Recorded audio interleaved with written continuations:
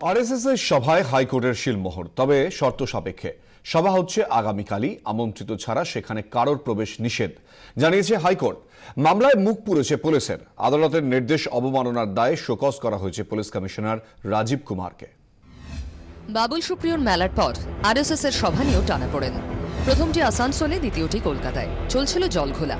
দুক্ষেত্রেই শেষ পর্যন্ত বিতর্কের দাঁড়ি টানল হাইকোর্ট। শনিবার ব্রিগেডেই হচ্ছে আরএসএস এর সভা।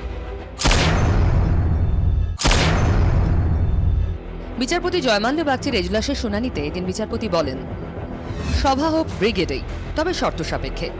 আমন্ত্রিত ছাড়া কেউ ঢুকতে পারবেন না সভায়। পর্যাপ্ত পুলিশ বাহিনী থাকতে হবে। Function will be held, but court has imposed some conditions with regulating holding of the function. Meeting will be held. মোহন ভাগবতের সভা নিয়ে গত বুধবারই হাইকোর্টে দ্বারস্থ হয় আরএসএস, ভূকৈলাস ময়দান থেকে ব্রিগেডের সভাস্থল স্থানান্তরের আবেদন জানিয়ে। প্রথম দিন শুনানিতে আবেদনে গলদের কারণ দেখিয়ে আরএসএস এর আবেদন খারিজ করে দেন বিচারপতি।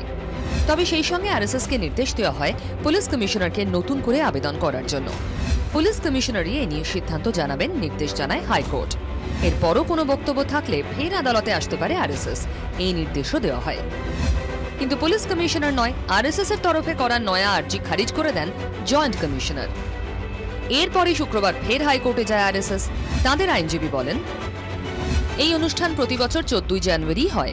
এটি বাৎসরিক অনুষ্ঠান, এর সঙ্গে আরএসএস কর্মীদের আবেগ জড়িয়ে। এরপরই মেলে সভার শর্ত সাপেক্ষে অনুমতি।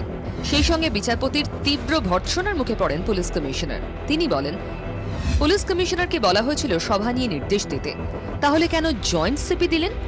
আদালতকে কি লঘু করে দেখানোর চেষ্টা হচ্ছে? এটি আমলাতন্ত্রের ঔদ্ধত্যের পরিচয়, যা কোনোভাবেই বরদাস্ত করা যায় না। এটি ইচ্ছাকৃত, পরিকল্পনা মাফিক করেছেন পুলিশ কমিশনার। আদালত অবমাননা করেছেন তিনি। স্বতঃপ্রণোদিতভাবে তাঁকে শোকজ করছে আদালত। ব্যুরো রিপোর্ট, 24 ঘন্টা।